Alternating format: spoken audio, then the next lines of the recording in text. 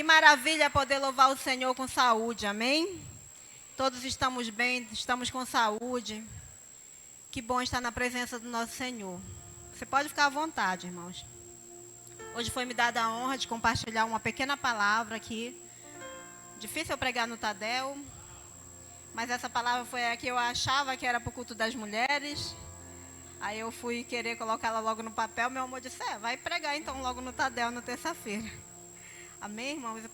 Eu creio em nome de Jesus, que é uma palavra que o Senhor ministrou no meu coração e que vai ministrar no coração da igreja. Porque quando o Senhor ministra algo para alguém que sobe para falar aqui na frente, primeiro Ele ministra a nós. E pela graça do Senhor nós cremos que Ele vai ministrar também o coração da igreja, amém? Então, irmãos, o tema da nossa mensagem é: o que podemos aprender com Débora sobre liderança? O que nós podemos aprender com a juíza Débora? Você já leu o livro de Juízes? Livro precioso, maravilhoso mesmo, eu recomendo para você. Eu me desafiei para ler todo o Velho Testamento novamente ano passado, ainda não terminei não, já entrei para 2021 e ainda não terminei. Mas esse foi um livro que me chamou muita atenção em muita coisa. Tem muita coisa preciosa para nós aprendermos nesse livro de Juízes, amém? Então hoje nós vamos falar de uma mulher. Eu não sou feminista, eu sou cristã. Amém? E eu sei que quando nós somos cristãs, nós somos plenos no Senhor, porque só Ele tem a plenitude para nós. Nenhum outro ismo vai nos preencher como o Senhor nos preenche. Amém? Então, lá em Juízes 4, abra comigo a sua Bíblia, Juízes 4, versículo 4 e 5, também eu creio que vai estar ali. Diz assim: Débora, uma profetisa, mulher de Lapidote, liderava Israel naquela época. Ela se sentava debaixo da tamareira de Débora, entre Ramá e Betel, nos montes de Efraim, e os israelitas a procuravam para que ela decidisse as suas questões. Débora, ela foi a quarta juíza. Lembrem, a gente vem de gerações antes de reis ainda. Não haviam sido instituídos reis para o povo de Deus.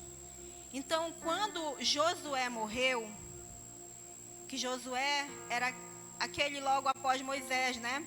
Quando Josué morreu, houve uma grande corrupção do povo. Muito triste como o povo de Deus se tornou, quando não havia alguém que o direcionasse. Então o Senhor levantou alguns juízes. E Débora, ela foi a quarta juíza a ser levantada para guiar o povo de Deus, para instruir, para tentar fazer este trabalho que nós, como pastores, como liderança cristã, fazemos hoje. Amém, irmãos? Que você, como líder de célula, faz. Que é falar do amor do Senhor no meio de uma geração corrompida. Esse era o trabalho de Débora. Vamos conhecer um pouco da história dessa mulher.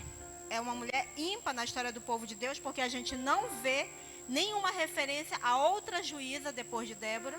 Ela foi a única dentre os juízes e até uma das únicas mulheres que Deus levantou como liderança no Velho Testamento. Amém? Em Juízes capítulo 2... fala que Débora nasceu em uma das gerações que não conhecia o Senhor. Quero ler essa referência aqui para você.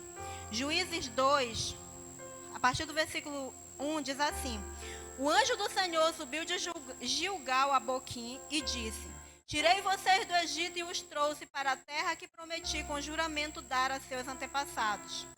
Gente, lembrem, uma coisa que eu nunca tinha assim parado para pensar. O povo de Deus foi tirado do Egito para voltar para uma possessão que já era deles. Amém? Eu nunca tinha parado para pensar dessa forma. Pensei assim, poxa, eles chegaram lá e despojaram aqueles povos que já estavam. Não, era deles. É como se você saísse da sua terra, fosse passar 20 anos fora, deixasse sua terra. Quando você voltasse para sua terra, já tivessem outras pessoas lá. Entendeu? Então a terra era deles. Eles só foram durante aquele longo período de fome que houve no Egito. que José tinha sido levado para lá, o Senhor tinha providenciado tudo para que algumas pessoas da sua família não passassem fome, né? O povo de Deus não passasse fome, aqueles que amavam o Senhor. Então era um povo que já era dono de muitas partes daquela terra que o Senhor tinha prometido dar para o seu povo. Então, esse povo aqui, ele estava indo para recuperar algo que já era deles. Amém? E tiveram que enfrentar muitos desafios por isso. Até hoje, o povo judeu, ele voltou para lá em 1948, que foi instituído novamente, né?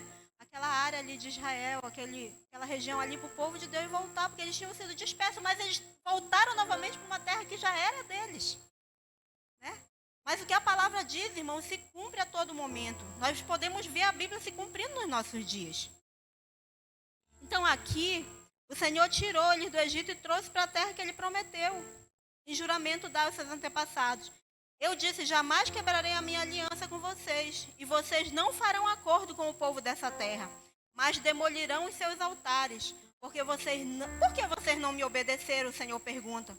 Portanto, agora digo a vocês que não os expulsarei da presença de vocês. Eles serão seus adversários, e os deuses deles serão uma armadilha para vocês. Então, a ordem do Senhor era para esse povo, para o povo de Deus, expulsar todos dali, quebrar os altares dos deuses. Mas como eles não obedeceram ao Senhor, o Senhor disse assim, já que vocês não fizeram o que eu pedi para vocês, o que eu ordenei para vocês, eles estarão sempre diante de vocês.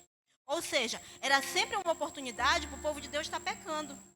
Por quê? Porque se um daqueles familiares, líderes daquela família, relaxasse o ensino dos seus filhos de manhã, de tarde, de noite, o seu filho ia desviar dos caminhos do Senhor, ia abandonar o Senhor. E foi o que aconteceu. Por isso que de tempos em tempos o Senhor tinha que estar levantando um juiz para voltar o povo para os caminhos de Deus. Por quê? Por desobediência. O Senhor disse, expulsem esse povo daqui e quebrem os seus ídolos. A mesma coisa o Senhor fala conosco hoje, irmãos. Nós somos os juízes da nossa casa. O Senhor nos diz que nós devemos ensinar os nossos filhos os caminhos do Senhor. E muitas vezes nós temos deixado os nossos filhos serem influenciados. Por quê? Pelos ensinos desse mundo, pelos deuses desse mundo. E aí, daqui a pouco, o Senhor vai ter que levantar um juiz novamente. Não, ele já levantou nós como juízes. Amém? E aí eu quero ler principalmente aqui, no versículo 10, que diz assim, depois que toda aquela geração foi reunida a seus antepassados, surgiu uma nova geração que não conhecia o Senhor e o que ele havia feito por Israel.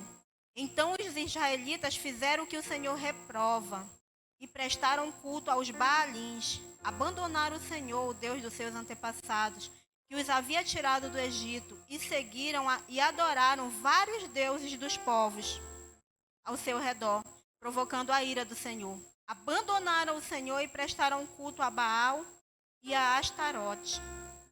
Hoje em dia, se nós relaxarmos na criação dos nossos filhos, eles vão adorar São José, São Pedro, Santo Antônio, os ídolos do ocultismo, os ídolos da macumba e qualquer outra coisa.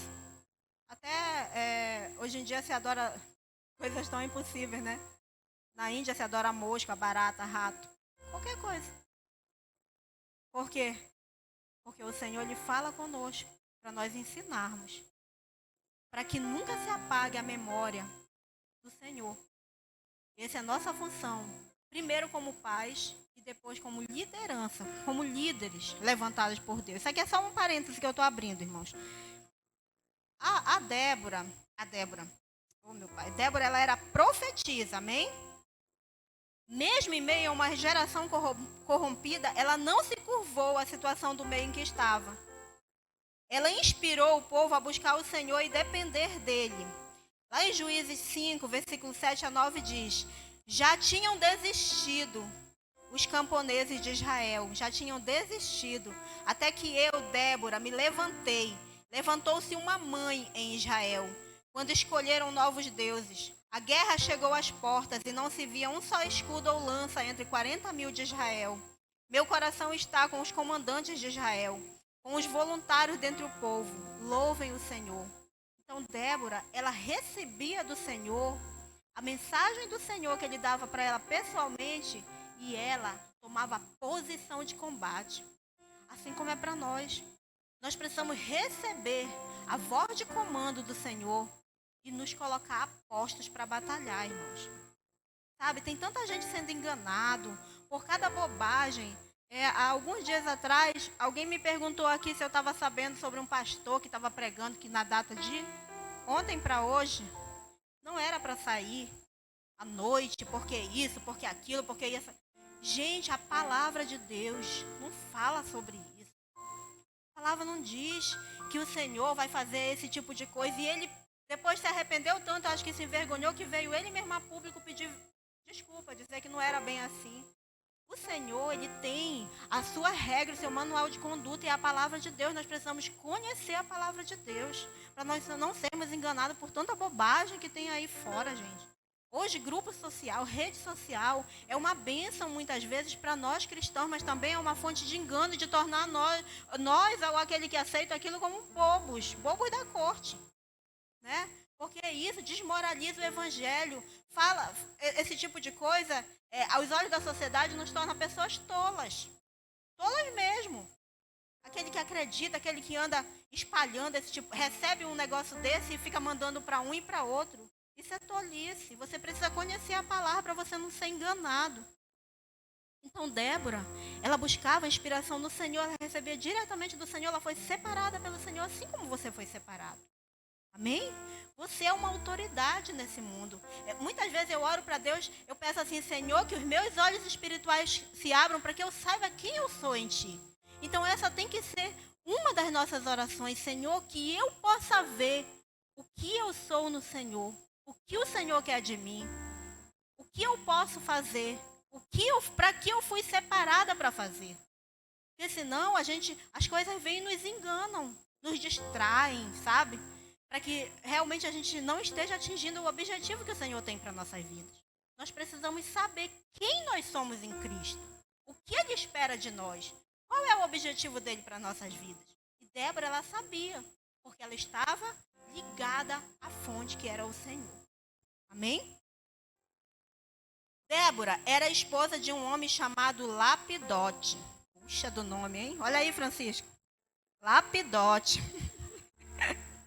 Ser esposa, mãe, dona de casa, trabalhadora, não nos impede de sermos usadas pelo Senhor, irmãos. Você não pode dar a sua desculpa, porque aqui diante de você está uma esposa, mãe, dona de casa. Até ainda tem uma coisa aqui que não está, trabalhadora de mercado, porque eu sou funcionária pública. Mas eu não recuso o chamado que o Senhor tem para a minha vida. Amém? A minha agenda é super lotada. Principalmente agora que eu não tenho ninguém para me ajudar lá em casa e decidi que por enquanto não é possível. Eu também nem quero, por enquanto, né? Não sei daqui para frente. Mas nós, mulheres, nós temos um chamado, muitas vezes, uma jornada dupla, tripla. Mas isso vai nos impedir de fazer a obra de Deus? Não, isso não vai nos impedir. Porque aquele que começou a boa obra na nossa vida, ele há de aperfeiçoar até a volta do Senhor Jesus. Ele nos separou para algo, então nós estamos capacitados. O Senhor nunca chamou ninguém que estava desocupado. E com certeza, quando ele chamou a juíza Débora, ela não estava desocupada. Até porque, lembrem, hoje em dia a água chega nas nossas torneiras. Naquele dia você tinha que ir lá no poço buscar água, puxar água. Para fazer o pão, você não ia na padaria comprar, você tinha que colher o trigo, bater o trigo, fazer o pão, isso levava muito tempo. Então, as mulheres daquela época, elas eram muito ocupadas. E se aqui fala que ela era Débora, mulher de Lapidote, significava que ela cumpria suas obrigações no seu lar. E mesmo assim, ela estava ali, pronta para atender o povo de Deus quando era necessário. Amém? Então, Débora, ela era esposa. Débora dependia de Deus. Quando ela chamou Baraque, aqui nessa história, o Senhor disse que era para Baraque, você lê com mais tempo na sua casa, né? O Senhor diz para Baraque que era para ele ir para uma batalha e que o Senhor ia dar vitória. E Baraque diz para Débora, eu só vou se você me acompanhar. Você já pensou? Você recebe uma instrução através da sua liderança. Olha, vou usar o Leandro. Leandro, meu filho, discipula bem os teus discípulos, porque cada um deles, meu filho, vai ser um auxiliar forte para você. E você, investindo na vida deles, eles vão estar ajudando você no seu trabalho. Aí o Leandro diz assim, paizão, só vou fazer isso se o senhor sentar lá do meu lado para me ajudar. Foi isso que Baraque fez. Não era trabalho de Débora ir para a guerra. O trabalho dela era orientar o povo. Era julgar as causas do povo. Era fazer o trabalho dela. Ouvir a voz de Deus e comunicar ao povo. Só que ela disse que ela ia com ele. Mas a vitória que o Senhor desse para ele, não era o nome dele que ia ficar conhecido, mas o nome de uma mulher. Na verdade foram de duas, né? Que foi o nome dela e o nome de Jael. Jael, o nome da outra mulher. Foi o nome dessas mulheres que ficou conhecida e que foi cantado por muito tempo naquela época lá, que eles faziam música, né, e saiu cantando no meio do povo. Foi o nome de duas mulheres porque Baraque não entendeu que o Senhor era suficiente. Amém?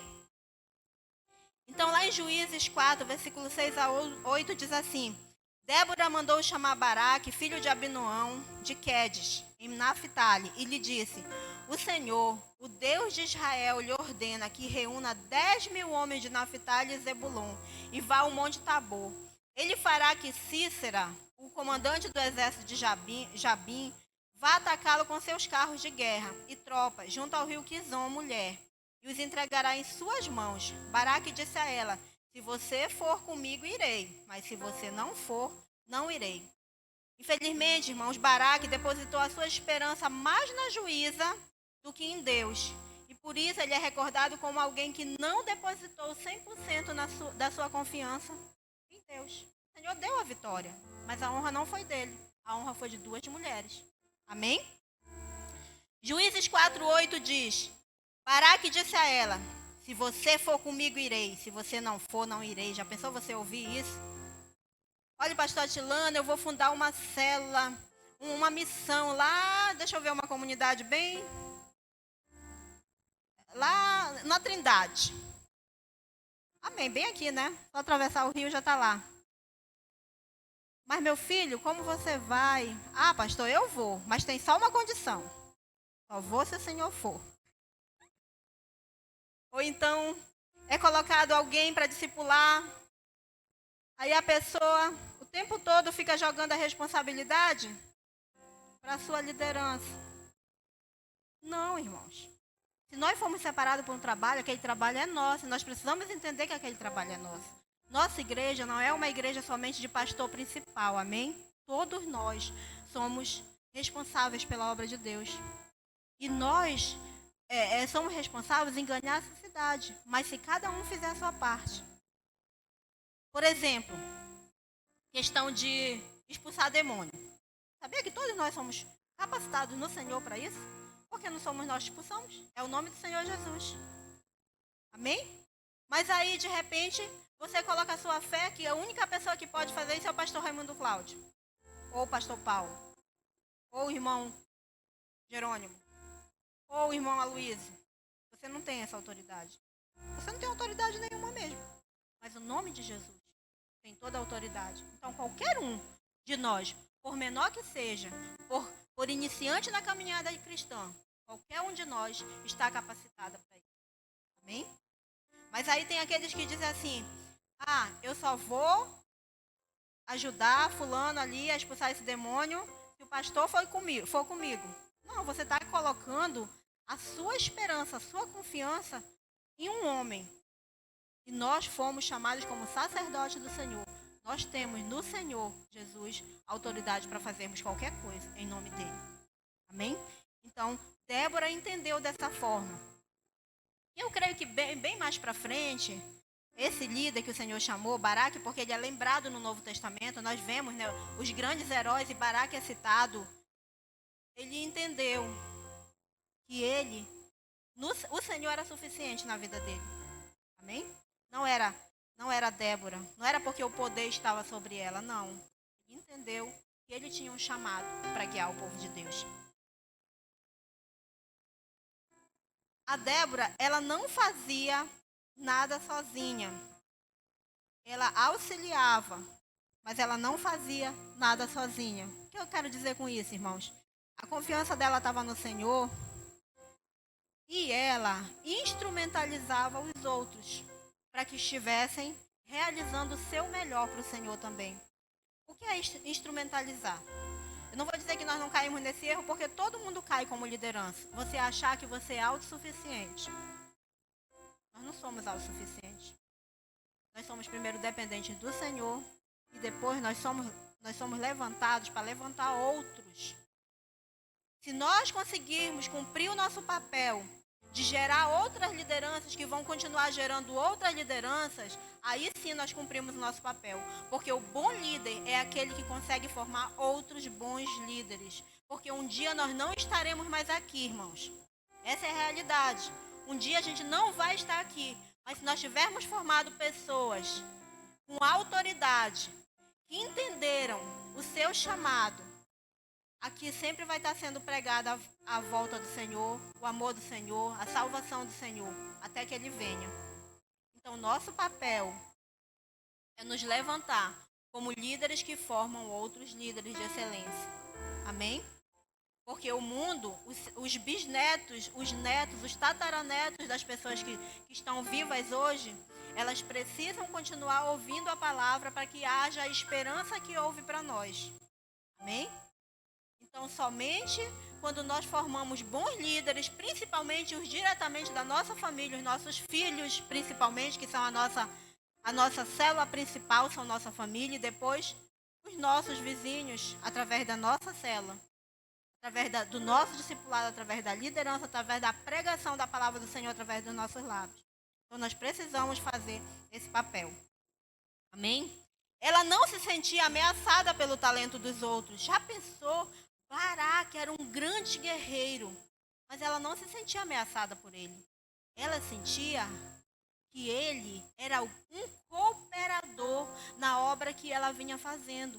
Os seus líderes de célula, eu falo para setor, eu falo para área, eu falo para nós, somos distritos, são cooperadores. Irmãos, a nossa igreja ela tem uma visão, não estou dizendo que é uma visão perfeita, mas é a nossa visão. É a forma de trabalho nossa. E nós precisamos colocar em prática para que esse trabalho venha realmente a funcionar. Se é para nós supervisionarmos nossas células, nós temos que fazer esse trabalho. Não vai acontecer de uma forma mágica. A minha área vai crescer só por eu orar. Vai crescer pela sua oração? Vai, porque o Senhor ouve o nosso clamor. Mas tem princípios que nós devemos colocar em prática. Se é para visitar, se é para ajudar, se é para orientar, se é para exortar, se é para colocar em prática aquilo que eu tenho que colocar, eu preciso fazer para que realmente a visão que o Senhor deu para a nossa igreja venha a funcionar e nós venhamos a fluir. Nós tivemos um grande baque nessa área que eu estava à frente até o dia de hoje, né? E hoje foi passada por irmão Paulo, quero até uma salva de palmas para o Senhor, pela vida dele, né?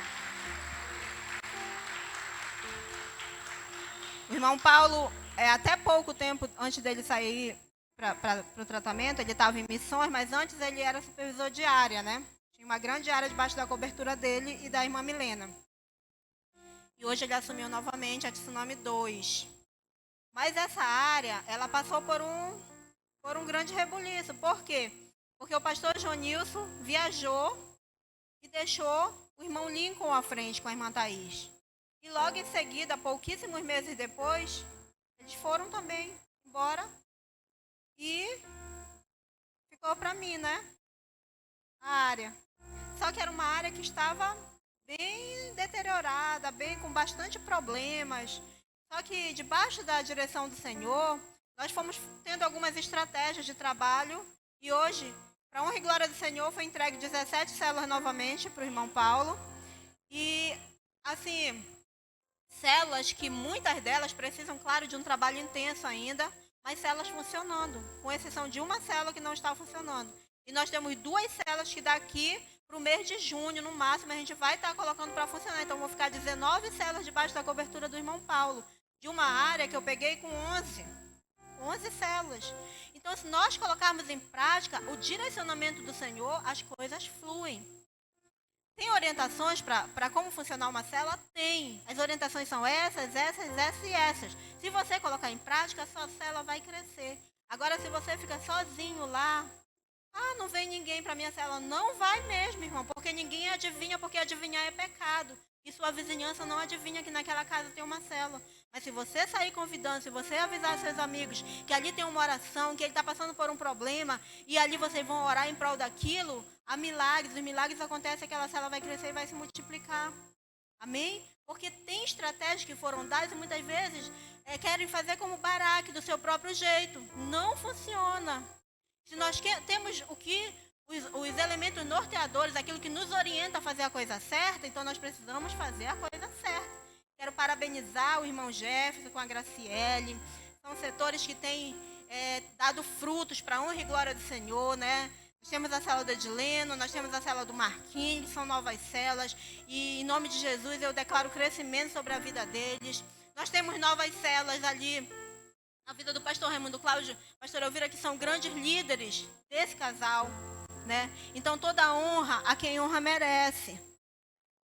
Nós precisamos dar honra a quem honra merece, irmãos.